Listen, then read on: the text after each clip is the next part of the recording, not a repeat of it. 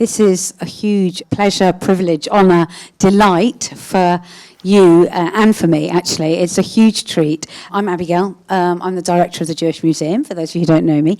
And we're very pleased to have Judith Kerr, Michael Forman, and Erica Wagner here. And it's really great to have Judith back here. So Judith, we had a very fabulous retrospective here in 2015. And I'm also, which was really lovely, not been quite busy with a couple of books just recently when I just spoke to her, not just one but two, which is quite exciting. I won't do much, but I will just say for Michael, because this might make love, is I bought my own copy of The General, which is actually 50, it's not the first edition, but it's 50 years. So, and Michael just signed it for me. So I've been waiting 50 years for this moment. For those of you who don't know anything about the museum, just really briefly, obviously we do lots of really fabulous exhibitions like the one of Judith. We also have a really important education programme. And I think as this world fractures into sometimes a very dark and rather distrustful and hate-filled place, we're a real beacon of tolerance and spreading, building bridges and really encouraging not just tolerance but actually pleasure in diversity. And I know that's something that Michael and Judith will probably want to talk about. I won't go on more because I think people want to get going, but I will say that everybody needs friends, and the museum is no exception. So on your chairs there, I mean, some of you are friends, and that's why you're here today. We need all the support we can get, and one of the way we get support, and you get to come to great events like this, is by your joining up as friends. There are lots of different levels, and that means you can come to all our exhibitions for free. We've still got the Asterix exhibition on for a couple more weeks, so you get that a chance to see that too.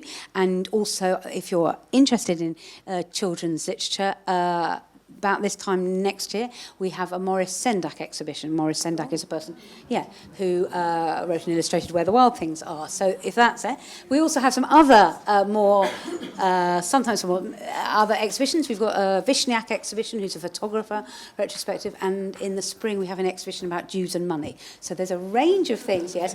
Thought we'd go for something uncontroversial. So not been in the news at all this summer. But anyway, I will get off the stage and welcome you and thank hugely Judith and Michael and Erica, so thank you.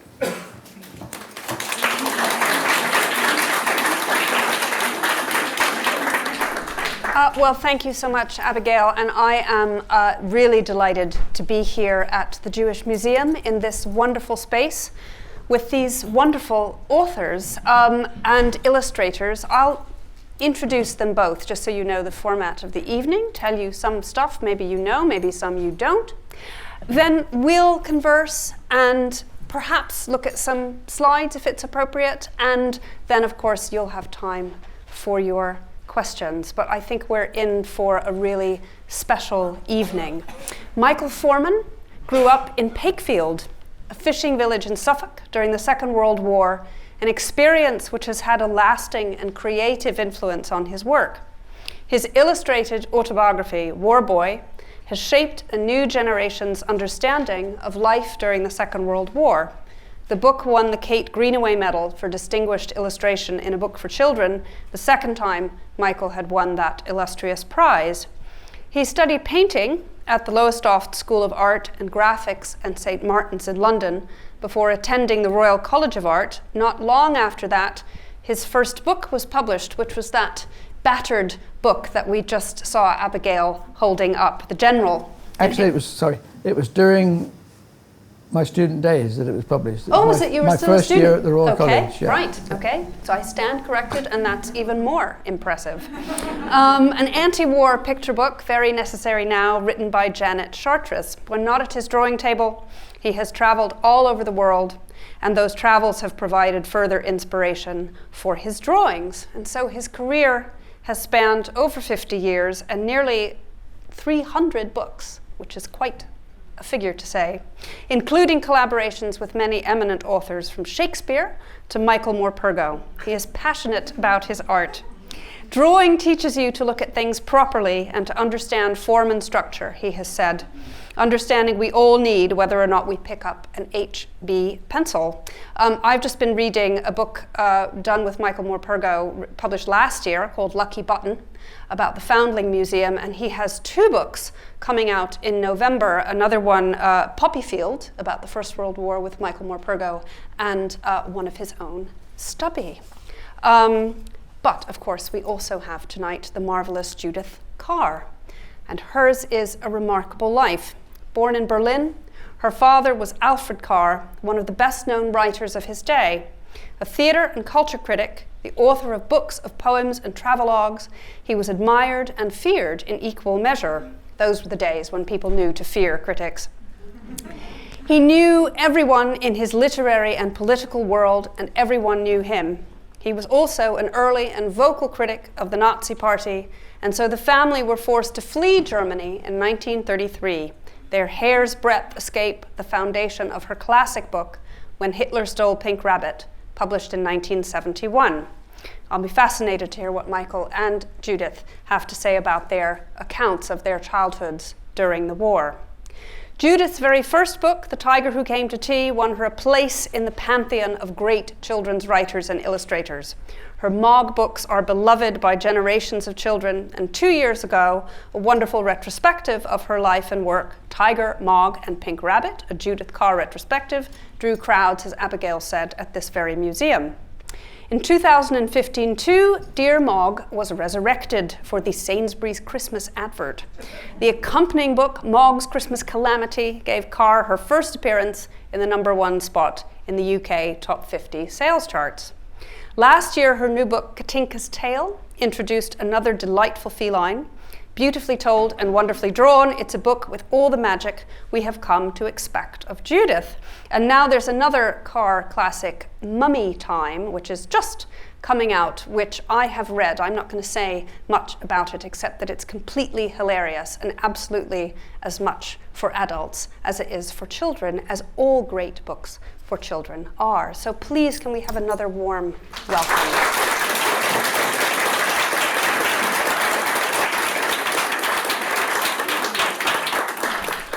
Well, as I said, I think I'd like to start by asking you each in turn about your childhoods and how your childhoods during the war came to inspire the work that you've done. Judith. I, like you, I always drew as a child.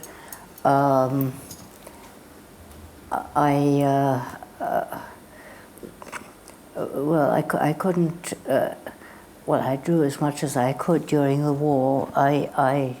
Once we lived in London, and once the worst of the Blitz was over, the art schools started having evening classes again. And so I then started going to evening classes, and then after the war, fortunately, I was able to go, not quite full-time, but part-time. I had what was it called, a trade scholarship. You had to have a job, and then they paid you to go to art school the rest of the time, which was very good. And I got a job in textile design, of which I knew absolutely nothing. But, you found out quite quickly. Quite quickly. And then I had 3 years at the Central, which was great. But when did you start to draw on, to make books from your experiences? Well, not till much, much later. The Tiger Who Came to Tea, which was my first picture book, my first book of any kind, came out when I was 45. In between that time, first of all, there was the war. I was 22 when I managed finally to get to art school. And then I married Nigel Neal, who was a very good writer, script writer, who wrote television plays, and I couldn't make any money from my drawing. I was teaching, and then he suggested I should go and read the slush pile of the BBC instead. And I got this job because I could read rubbish in 3 languages. And then, I mean, this was in the 50s when television was just bursting out. And if you were there, they promoted you. And so I became a reader of proper plays, and then I became an editor, and I ended up as a script writer because they knew that if I made a total mess of things, Tom would fix it. So I got to write, which you do slightly anyhow. If you're married to a writer, you can't help learning quite a lot about it. And then I had the children, 2 children, and so I gave up work to look after them. And then when they were finally both at school, not just at school, but staying to lunch, which is the vital moment, I thought, well, what'll I do now? And I had been telling my children bedtime stories, and my daughter, she's very bossy, and she only liked one, although there were some perfectly good other ones. She kept saying, "Talk the tiger." And this was a story about a tiger who came to tea. So when they were finally safely both at school, I thought perhaps I would try and make it into a picture book. And it was published when I was 45, by which time you had already done all sorts of wonderful things, and I hadn't done anything at all. I didn't have to look after the children to quite that extent. Fortunately, I was... Oh, that's what it was then. Yeah. That's the difference. And so were you always writing or drawing initially from a very young age? Yeah, very, very young. It's my kind of earliest memories. My mother ran the village shop, and she was busy all the time. My father died a month before I was born. So to look after me, I had to be in the shop with my mum. My older brothers were off at school. And so I'd be in the shop all the time. But the wonderful thing about it was during the war. So the shop was the heart of the village. So all the villagers would come there, but also all the troops who'd been stationed in the area round about would come in for their cups of tea and coffee and so forth. And they'd been sent to our part of the coast to practice invading, really, before they went off to invade Europe. So I had this huge family of uncles, and these soldiers and sailors had, of course, been sent from their homes to our village, leaving behind their children, who, of course, they missed. So they made a huge fuss of the village children, particularly me, because I was the one they saw every day when they came for their cigarettes and cups of tea. And they would, in the evenings, when my mother was still working, she didn't shut the shop until 8 o'clock in the evening, would tell me bedtime stories. Now, we didn't have a single book in our house except the Bible, which was given to my mum when she was 11 years old at Sunday school. That was the only. So the stories that I would grow up with were told to me by these soldiers and sailors, and they would be fantastic stories because they come from all over the country and some from other countries as well. So it's a very rich thing. Now, in those days, biscuits came into the shop in big tins. They weren't in little packets as they are now. And the big tins were lined with white paper. So when the tin was empty, I could get out the white paper, put it flat on the floor and start drawing. Now, they were 4 foot long, these things, so there'd be long drawings of marching soldiers and sailors and ships and all this business. And I really, really loved it. Now, one day, a chap came into the shop and he saw these drawings I was doing and he took notice of this. And he just arrived in the village. And I, by this time, was also a newspaper delivery boy for the shop. I didn't have a bicycle. All the other boys had bicycles. So they would deliver newspapers to other villages and farms around the area. But my newspaper ran to the houses closest to the shop. And this new man in the village came to me as I was going to put his papers through the door, and he asked me a very weird question. He said, "Is there clay in the local cliffs?" I said, "Yeah, there's clay in the cliffs." And, we would dig the clay out and make models of tanks and Spitfires and things, put them in our mum's oven, bake them hard, and we could paint them, camouflage colours and so forth. And he said, "Could I take a bucket of the local clay to the place where he worked?" And he told me he was a teacher in the art school. I'd never heard of an art school, but he told me where it was. And the next weekend, I took a bucket of clay there. He wanted to see if the clay was suitable for his big students to make pottery from. And it wasn't. It was too gritty and sandy and so forth. But he said he was starting the Saturday morning class for school children. Why didn't they go along? So at the age of 11, I started going Saturday morning classes. Now, if I'd had a bicycle back then, I would have never met this man. He wouldn't have asked me about the clay, told me about art school, and I wouldn't be here. Both my brothers became fishermen, because that's what everybody in the village did. And so I'd have had a happy life as a fisherman. I'd like to ask you both about the balance between writing and drawing in your work. How do you, well, I suppose for Judith, how does the balance between the words and the pictures work? What's meant to happen? Well, picture books are quite straightforward, I think, because I think you have to tell the story through the pictures, partly or largely because picture books are for children who may not be able to read, who are just learning to read. And so I think if you say in words what is already in the picture, this is a very wrong thing to do, because you imagine a child reading with difficulty. The boy had red trousers. And then there's the picture, and there's the boy with red trousers. Well, he knew that already.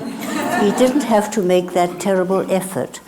So I think I've always thought that the pictures should tell the stories, and the words should add something different, or possibly even might say the contrary, so that you could, for instance, say, Mrs. So-and-so loved cats, and you see Mrs. So-and-so say, yuck, or somebody is saying, oh yes, I love cats, or whatever it is. So I think you have two different things going on. You have two different things. And also, I think, in picture books, you have to be very, very careful about the words. They've got to be very few and exactly right. So that's it. And how does that reflect your experience? Yes, I tend to not want to sit. When I'm at my desk, I want to be doing pictures, and so I do the stories and so forth, ideas. When I'm in transit, when I'm doing something else, on the train, on the bus, or an aeroplane, whatever. I mean, flying is fantastic. I never take anything to read when I go on a journey, because I want to be bored. And if you're bored, your brain invents work for itself. It wakes up your imagination. And I always have a little notebook, which I can jot down things. And as Judith says, you tend to write the story, and then when you start doing the pictures, you can cross out so many words because the pictures are taking over those things. So the story gets smaller as you do more pictures. As you do more images. And then what's it like working with an author who's writing the story? And as I said, I've just been reading. It was interesting to me. I was saying to Michael before we started that I'd been reading the latest book that he did with Michael Morpurgo called Lucky Button, which is based around the Foundling Museum, which some of you may have been to in Coram Fields. And I was saying I was reading it very slowly because I kept crying.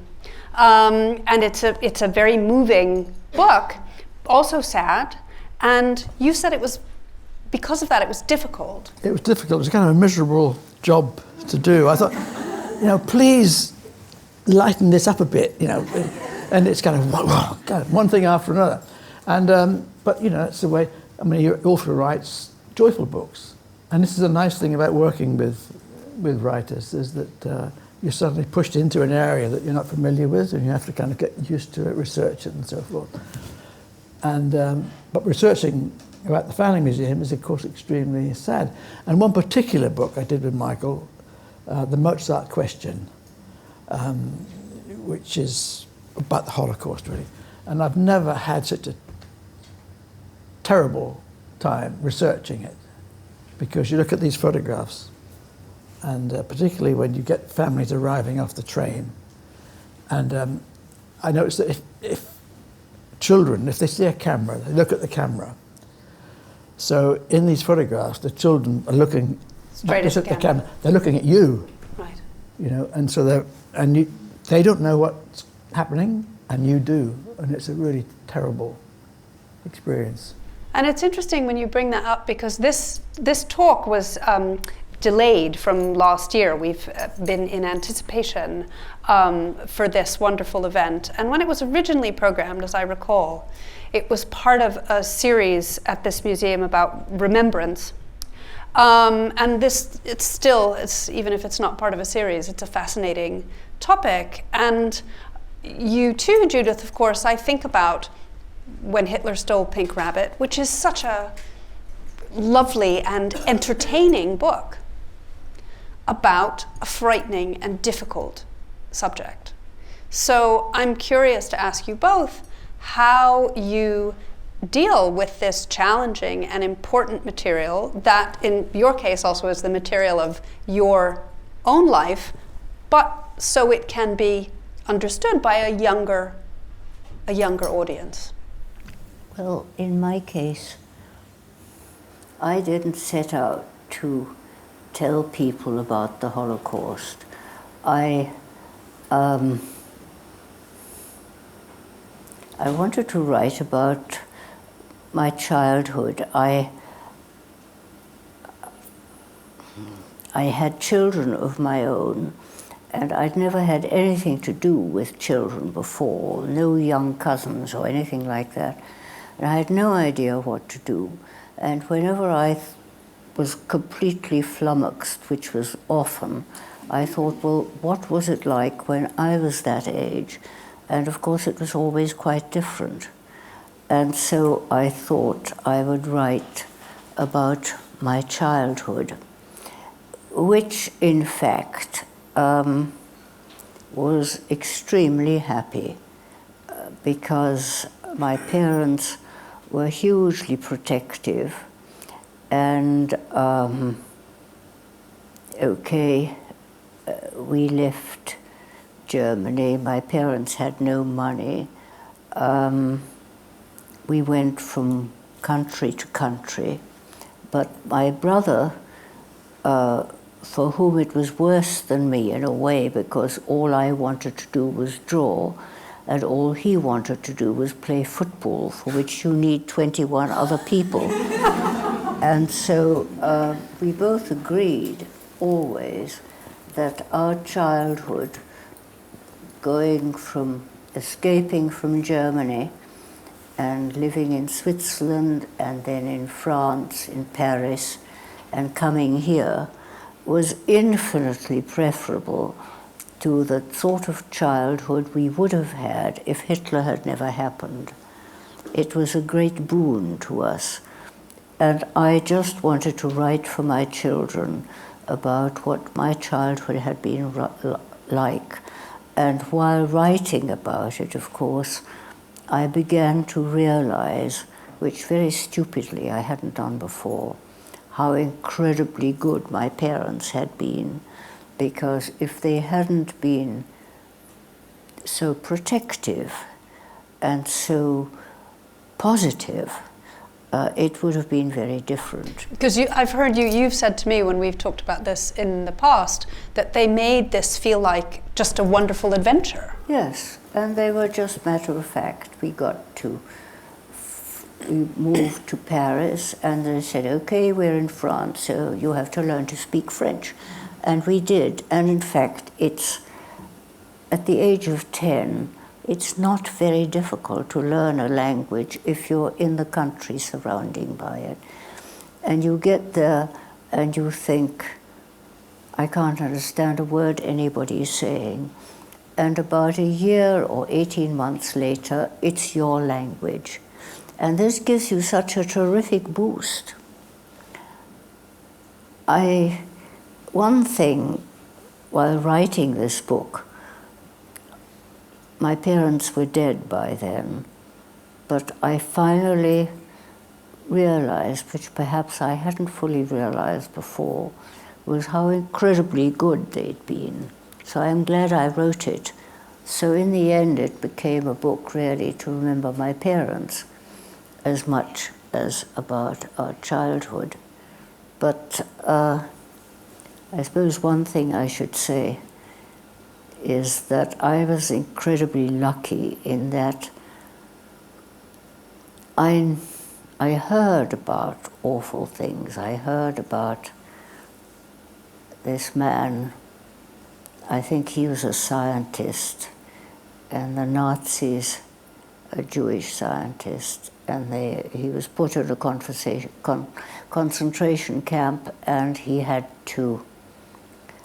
was tied to a dog kennel with a dog collar, and he had to bark every time anybody walked past, and he had to eat out of a dog dish, and he went mad, of course. I heard this story from a woman who'd come to visit my father. My father tried to stop her and said, my daughter doesn't like to hear such things, but I'd heard it anyway. But that was the worst thing. I didn't see anything. I didn't see this man in the concentration camp. I didn't see people beaten up in the street. I knew that even after we'd left Germany, Hitler had put a price on my father's head, dead or alive, which did frighten me. But I never saw anyone hurt. I lived through the Blitz in London. I never saw anyone badly hurt. I think that makes a huge difference. So, I've forgotten what I was going to say. You've done very well.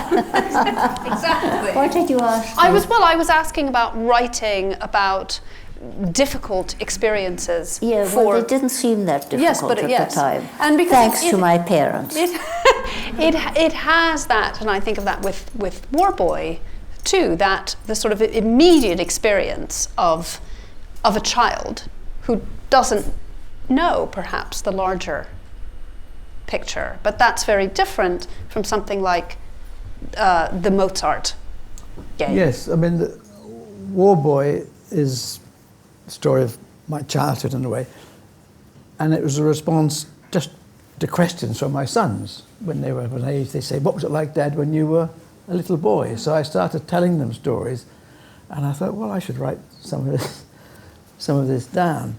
And it kind of initial big memory is of a bomb coming through the ceiling when I was 10 o'clock at night, 1941. I was asleep in my little bed next to my mother's bed. My mother was downstairs, my brothers were in their room. The bomb came through immediately above my bed, but at an angle, so it missed the bed, ended up in the fireplace. It's an incendiary bomb. And of all the places for a firebomb to land, it landed in the fireplace. But and the flames went up the chimney. How forced is that? My brothers ran in and had sandbags. They put the fire out before it spread, and we then had to run across the street. So there are images for that, but it's difficult to find. And so that was the kind of the start of the story. And then when I was each memory would prompt another one, and another one, and another one, and another one, until I had a book full. And that's the way stories happen, really. Yeah, exactly. I want to ask too about writing books for different age groups of readers. Is that something that's a conscious choice, or does it arise naturally out of the material? If a book is for younger readers, if a book is a chapter book for older readers, how does that choice happen, both as a writer and an illustrator? I think, well, in my case, I just think of something I'd like to do, and then I think who it's for. But I think when you and I talked about Mr. Cleghorn's Seal, Yeah. that was the first book that you had written for that. That was a chapter book. No, well, that's right. Well, the Tiger Who Came to Tea, which was a story I used to tell There's the tiger. We have the tiger behind us. He is, yeah. It was based on it was exactly a story I told my daughter when she was 2 going on 3, and a bedtime story, and because she was so contemptuous of all the other stories I often tell her, I knew it by heart and made it into a book many years later. I'm sorry, I forgot. But Mr. Cleghorn's Seal. Yeah, well, so I'd done that for 2 to 3 year olds, and then I wrote 3 novels about my family, and the last one was really a grown-up book, a grown-up novel. So there was always this gap between the picture books and When Hitler Stole Pink Rabbit, and I always thought I ought to fill that gap. And also, it's a funny age, that, because I remember my son being able to read very well and not wanting to do picture books anymore, and yet not ready for long novels. Yes, it's a kind of and there was in-between. absolutely nothing for him, and I always thought I ought to fill that gap. So I was pleased to think of something that would work. And is that, would you echo that the kind of book, the age that it's aimed at, comes out of the material? Yes, quite often I base stories on what my children are interested in, what they're doing and so forth. So the age range tends to coincide with the age at which they are at. But then I'm also fortunate because I work with other writers who write for different age groups. And that makes me work in slightly different ways, different styles and so forth. And in the beginning, before I did my first book, when I was still a student up in Suffolk, I started doing drawings for the local newspapers, just cartoons and things that happened. So when I moved to London, I started doing them then for Fleet Street newspapers. And that kind of got into the political cartoons of politicians and so on and so forth. So when I came to the first, and the thing about newspaper is that I had to be in the office. I'd skive off art school and be in the newspaper office by about 4 o'clock in the afternoon. Had to finish the drawing by 7 in the evening, so it could be the next morning's paper. But by tea time the next day, that work was rubbish. It literally ended up in a bin. So the work I did lasted for less than a day. Yeah. And I thought, if I could do a story, a book, it might last longer. So I thought, well, what am I going to write about? And the other thing that really, really concerned me was the fact that we're all going to be blown up tomorrow, because it was the height of the Cold War. Yeah, so this is 1960. 60. Yeah. So I thought, well, I'll do a story about that. So that's how The General came about. And it's still in print, sort of 54 years later. So it lasted longer than the daily Because paper. we're still worried about that. Hasn't got any better, has it? No. That's the sad thing about it. Yeah. But the other thing is that people say to me, you know, why do you aren't you worried about upsetting children by doing this? But children know about these things because of television and so forth. They're aware of all these terrible possibilities. And I think that you could write almost anything for children, providing at the end they're left with some hope. And particularly if they're left with an idea that they can do something about it. Mm. So all the books I've done about conservation and pollution and so on, the world is going to be in their hands. They know that. And let's hope, fingers crossed, they sort it, because we can't. No. I know that I can see that we have some younger people in this audience.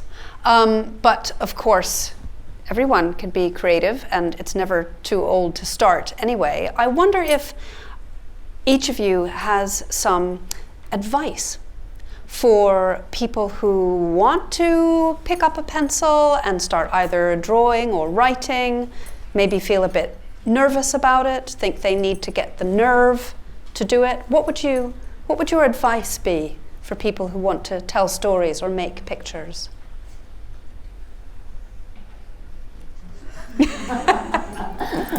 Just have a go, I suppose. Have a go.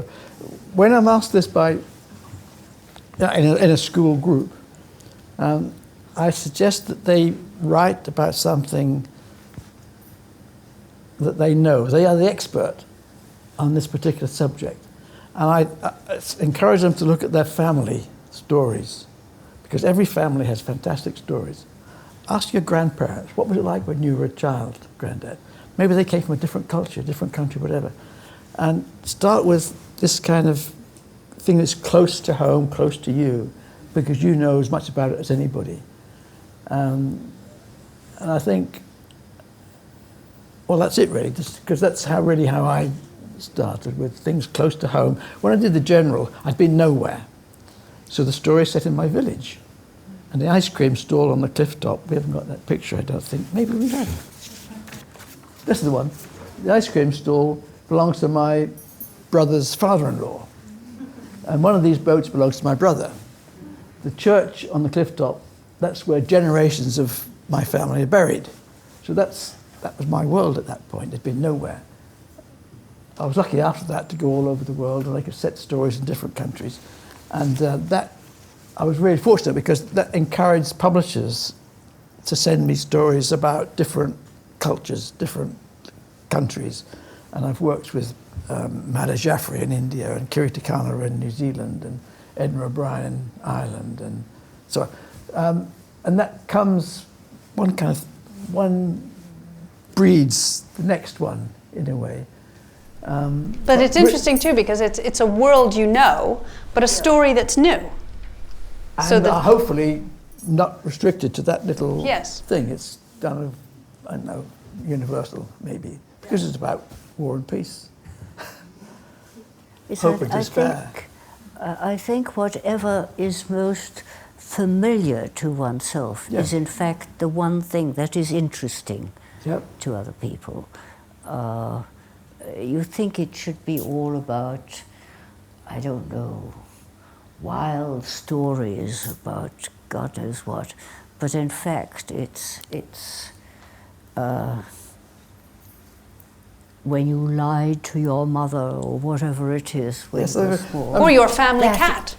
Sorry? Your family cat, like Mog. Yes. Well, yes. And of course that was because I'd never had a cat. I'd always wanted a cat. And so what a cat did to me was the most amazing thing. I couldn't believe that they did the things they do. I still can't. I mean, they're dreadful. The cat thing is interesting, because I frequently do books about conflict, I suppose, but it doesn't have to be about two opposing armies. It could be about things like, which are most unlikely, friendships, but they work. I did a book about our family cat and my mother-in-law's goldfish.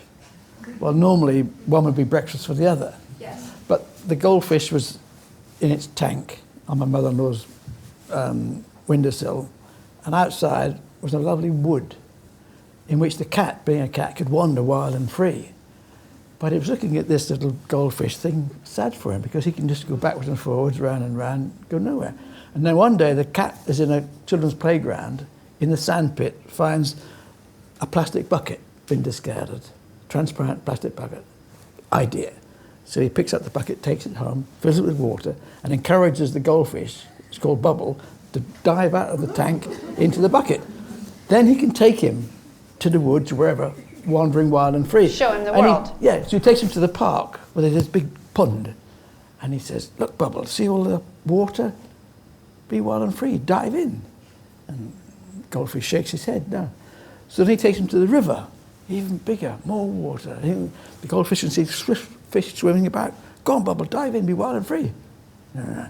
So they follow the river all the way to the sea. Massive amount of, go on, Bubble, dive in, be wild and free. And Bubble looks at that, sees all the fish, and he said, no, there may be lots of other fish in the sea, but I may never find a friend like you.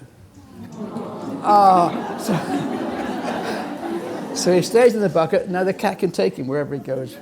Wandering around.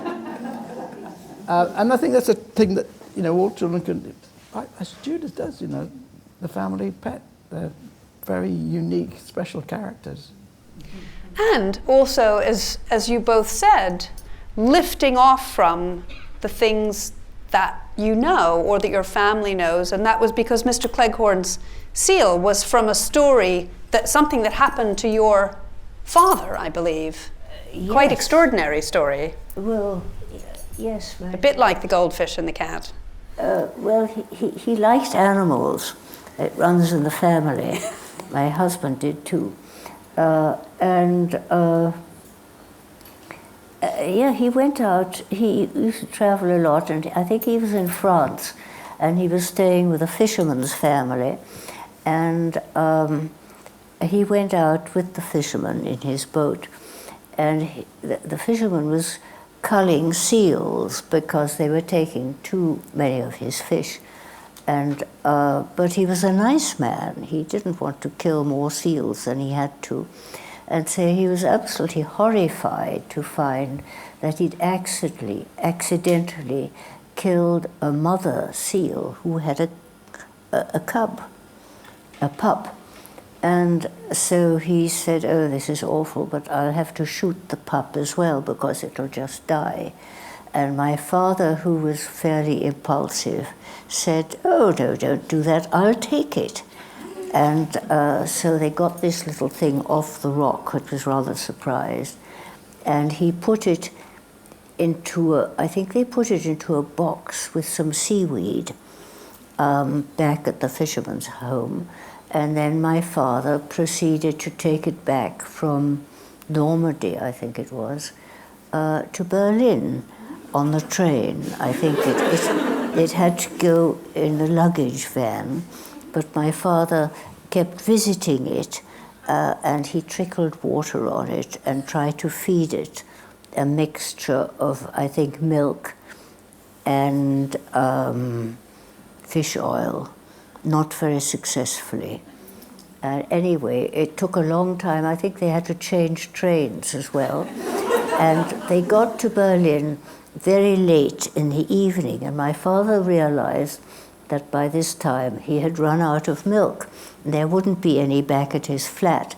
So he and the seal took a taxi to a restaurant where my father ordered some milk, which apparently they were quite happy to. I don't know what they thought, but then he took the seal back to his flat, and first he put it in his bath, in the bathtub, to give it a nice sort of watery time, and then he put it on his balcony. What he hadn't realized was that the seal pup, by this time, had got very attached to him, what with feeding and the milk and trickling water on him and all the rest of it. And when my father tried to go back into his room, the seal came sort of humping after him, saying, and so they had a very close relationship. My father used to trickle water over it on the balcony and try to feed it. But it was very young, the pup, and he couldn't feed it enough. It couldn't suckle properly.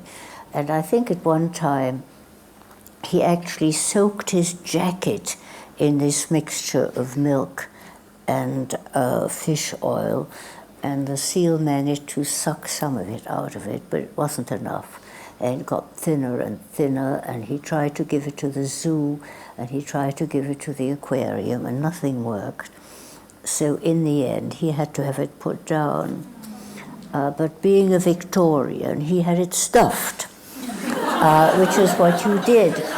And I remember when I was a small girl in Berlin, there was this little seal on the floor of my father's study, and I used to sit on it and stroke it. And I suppose for that reason I always thought I would like to make a story. And then it was resurrected in... Sorry? Then it was resurrected in Mr. Cleghorn's Well, seal. I gave it a happy ending. Yes. You have to do that. Not stuffed. Yes. I want to make sure that we have time for your questions. We have roving microphones so that your questions can be heard by everyone. So if you raise your hand, someone will bring you a microphone and you can ask your questions. Who's going to, it's always tough to be the first person, but I know that someone wants to be brave. I wonder if it's possible to just roll all these. Yes, letters? why don't we scroll through them now? Good evening. Sorry, can you hear me? I actually don't have a question, but I just want to say a huge thank you to Judith. I'm here today with my daughter, and when she was young, I read all her 3 autobiographical books to her. So I feel very special to be here and to say thank you so much for giving us so much joy and to giving us also an insight into what it was, like for her during her childhood. So it isn't actually a question, it's a huge thank you. Thank you very much.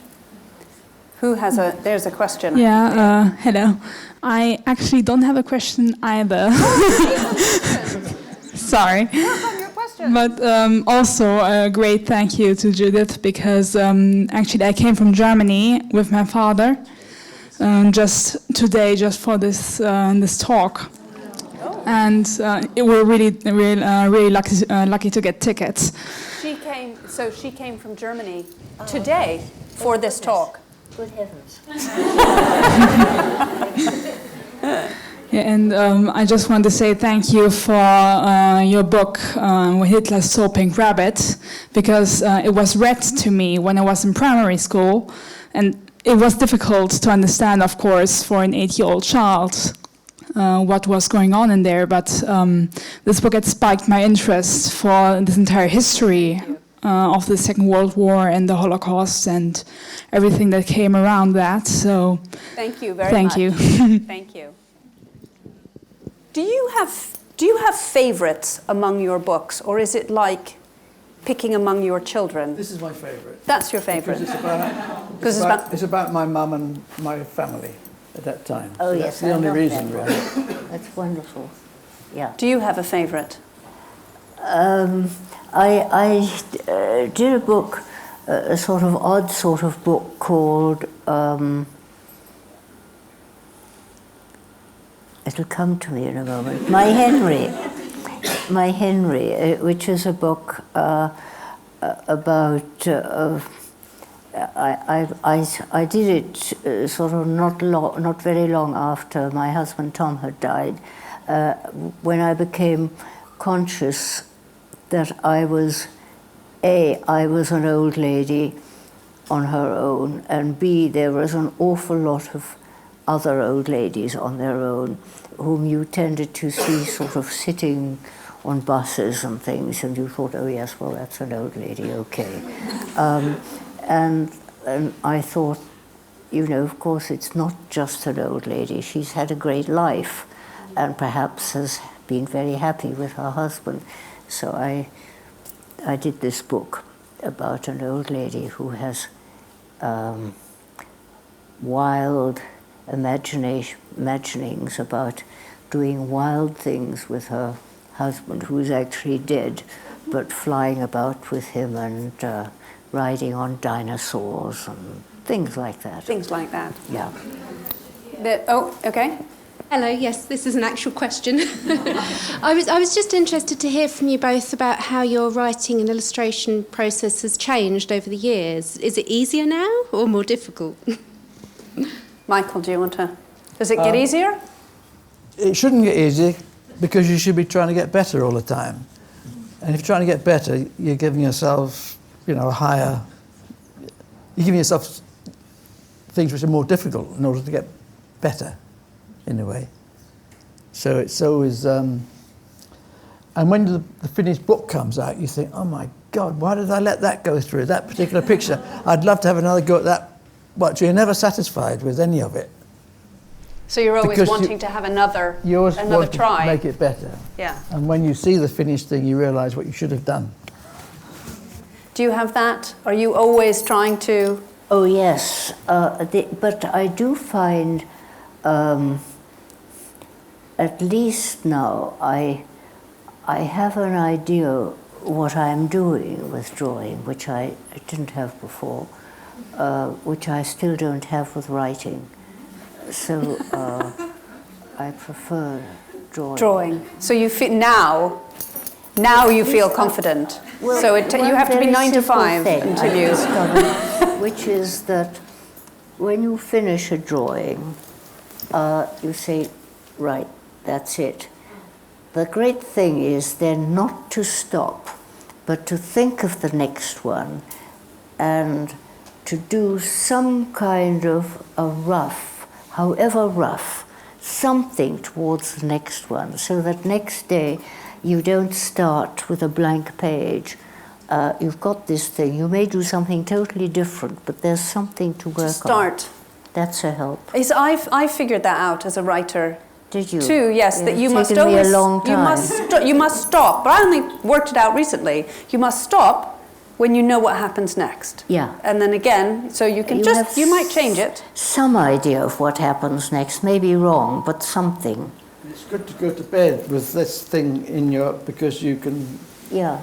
dwell on it during the night, and in the morning you may have resolved it. I wonder with drawing now... Sorry, this is the man on my newspaper round. Oh, yes. The art teacher.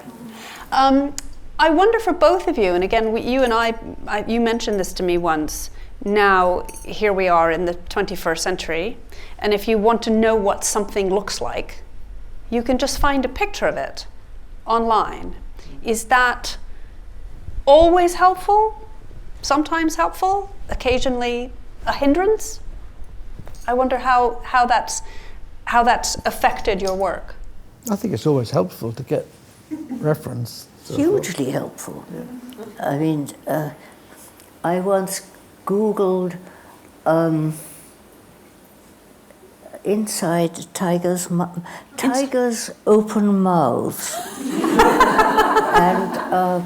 and there they were, all the teeth in the right place. Well, imagine.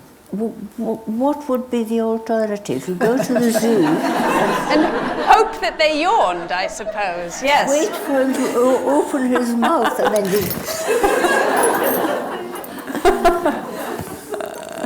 And do you think that makes you sort of, I suppose, maybe have courage to draw things that you wouldn't otherwise? Yeah, I think so, and it saves an awful lot of time to get better at drawing. Mm. Who else? There's a question over there. Here it comes. Hi. A question to both of you. Which of your books have you been is most memorable and you're most proud of, and if so, why? Is there a book that you're most proud of? You talked about my Henry, but is there another one that gives you great pride?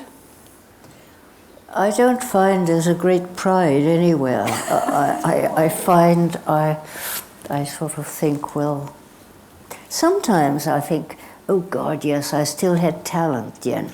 But most of the time I think, what's that arm like? Why did I draw that hand like that? Like Michael was saying, that you'd always see but do you have one other than War Boy that has a special place in your Well, just because this one is here, and it's about my uncles, who of course I never met. But I do have their medals, and I'm immensely proud of that. Lady here. Could you talk a little bit about your method of working and the medium or the media that you like to employ, please? Well, I use those indelible inks. I tried to use watercolor, and unlike you, I couldn't cope with it. And somebody suggested these indelible inks, which are waterproof, and you can layer them, which is rather good.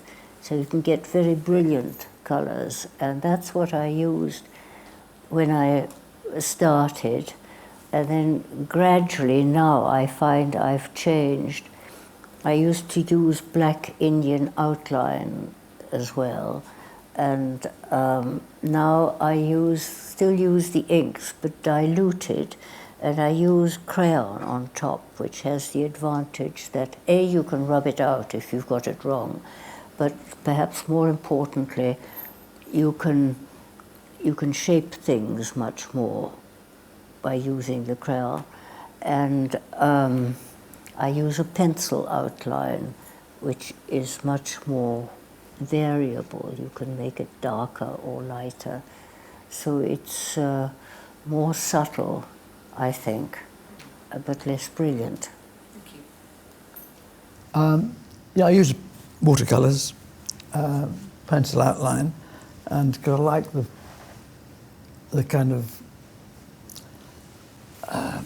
I like putting one watercolor down, and before it's dry, put another one so you get a kind of interaction between the two. You get accidents happening. The only problem with that is that sometimes it goes wrong, and then you can't. The only way of concealing that then is to get out the pastels, because the pastels will obliterate. So the more pastel you see on my pictures, the more mistakes I've made along the way. But I like happy accidents happening. I did one picture, I was doing some fairy tales by Terry Jones years ago, and there was this monster in a cave, and I spent about 2 days doing this, and I thought, done it. And I knocked my coffee over. But the granules of the coffee made a fantastic texture in this cave, and so I've quite often sprinkled a bit of coffee grounds on the wet watercolor. Thank you. Well, I was once I was doing a book about an angel which didn't sell at all, but angels don't sell apparently. But in order to do this, I decided that I thought perhaps the wings should be gold.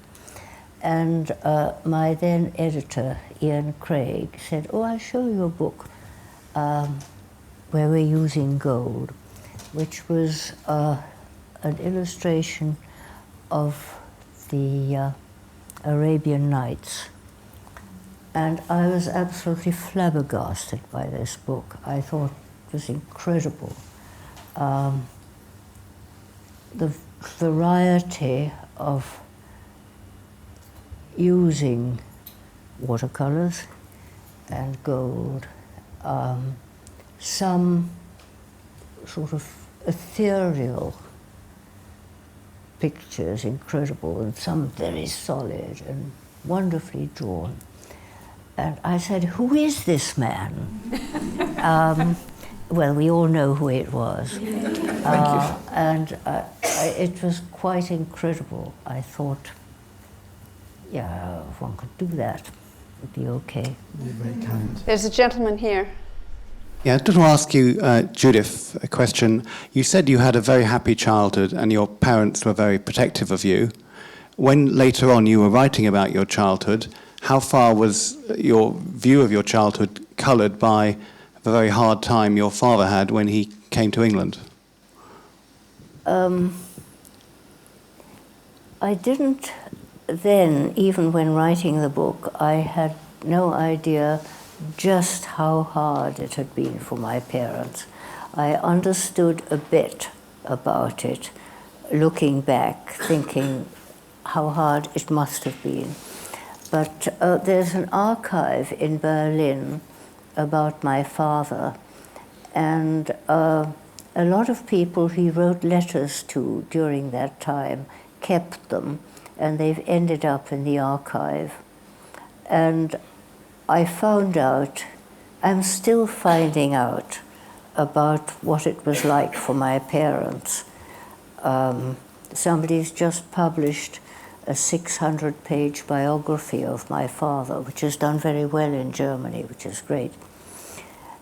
And I read it. My German isn't that good, but I read all the bits about the time when I was a child, the times I remember.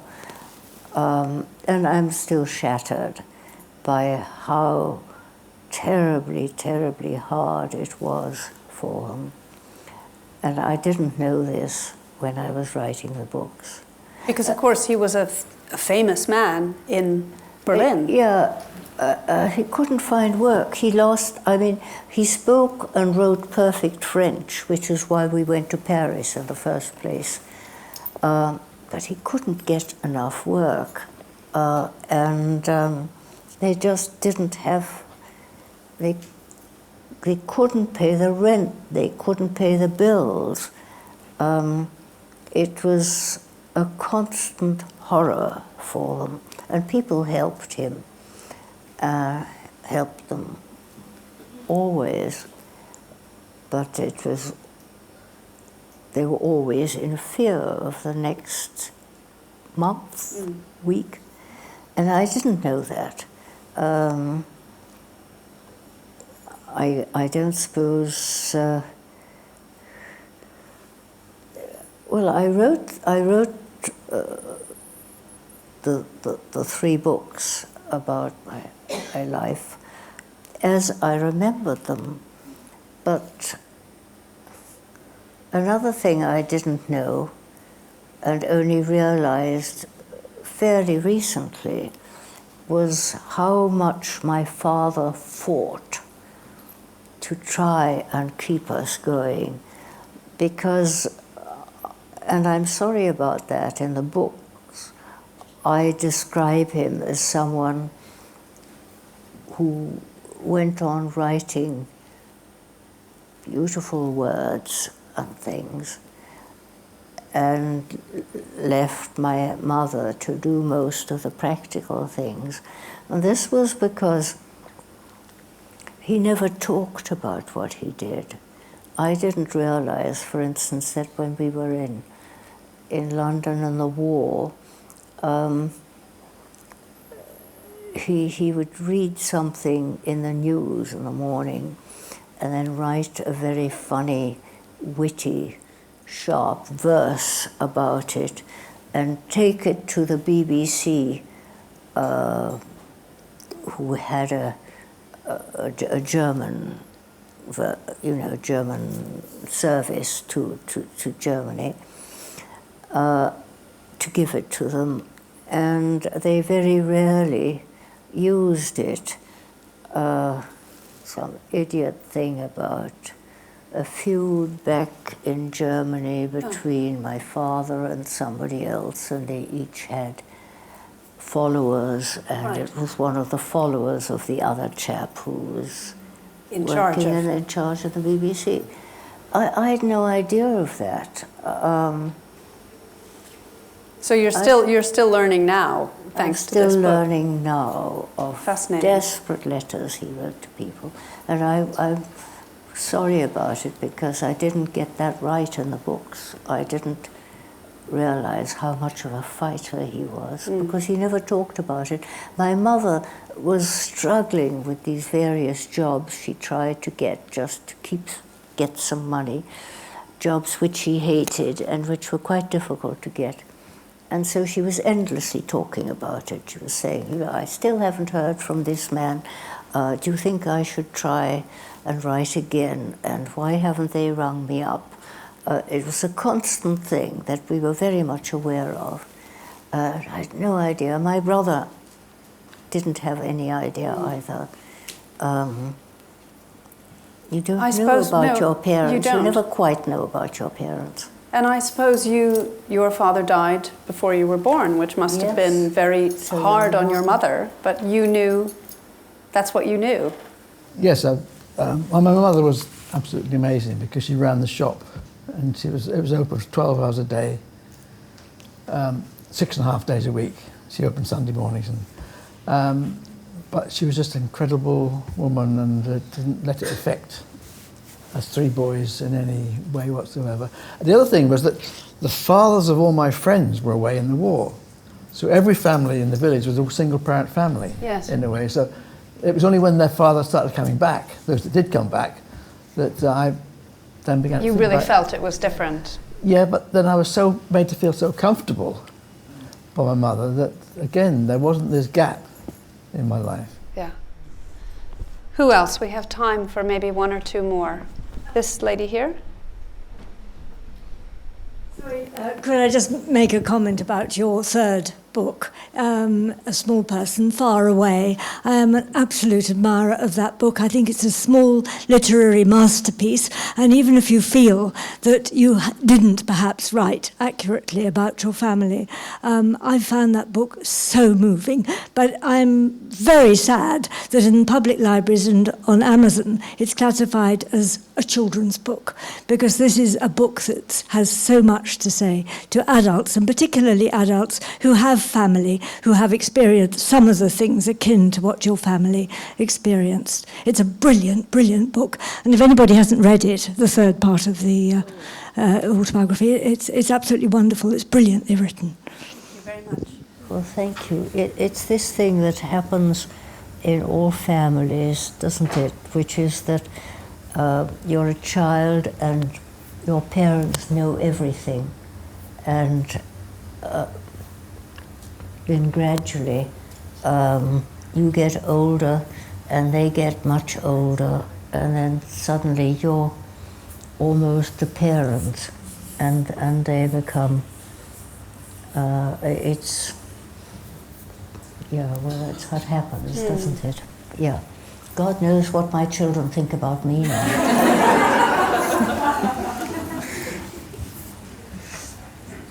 Hello. I'd like to make a comment and a question. So the first comment is to echo the first person who spoke tonight, to say, I've come here to say thank you, Judith, for all your books, and how much I loved reading them to my children. And The Tiger Who Came to Tea has always been my favourite. And I think when it first came out and I was reading it to my children, it just seemed like a cuddly animal and a family story. But later on, as an adult, it seemed to me that it was an allegory about Hitler. Is it my imagination? Was it in your subconscious or in your conscious, this whole idea I don't think it was of the Nazis coming and taking everything? No. The tiger's very nice. She snuggles him. It was a story I made up for my daughter, who was 2 going on 3, and I put in everything she liked, as you do when you're telling a story. And she liked tigers, as I did, because we'd seen them in the zoo, and she had a passion for going out in the dark. Otherwise, I'd never have put that in. She liked going out to a cafe. That was about the most exciting thing you could do. And so I just put it all into a story. And obviously, she was a very normal 2-year-old. But it's interesting when people see things in your works that perhaps you don't see. But I wonder do you ever go back to books and think, I didn't quite see what I was doing there then, but now I think about it. Are there books you think about differently now? I can't think of it. Okay. No. One more question. It's a question to both of you. Which book or books are your children's favourites? Oh, good question. Which books are your children's favourites? Or perhaps even your grandchildren's favourites, I wonder. I don't know about my grandchildren. I know we had to bribe my son to read Pink Rabbit. Well, he was coming up for grammar school, and this thing had been published not long before. We were afraid they might ask him about it. But then he not only read it, but I found he'd made notes about it. That's very nice. Do your children have I can't think of any that they... favourites? Particular favourites. Just thinking now of my granddaughters. I mean, having had 3 sons, it's quite different now having little girls in the family, because they're, in a way, but they are really tomboys. I mean, they love swimming, surfing, rock climbing and so forth. So they tend to be into books about nature and the ocean rather than fiction. Right. It's kind of interesting. Weird in a way. Interesting. Well, they're very inquisitive, and that's brilliant. that is brilliant. Yeah. That's brilliant for all of us. Well, this has been such a wonderful evening. I want to thank you all, of course, and the Jewish Museum, but most of all, of course, I want to thank Michael and Judith. Thank you so much for this.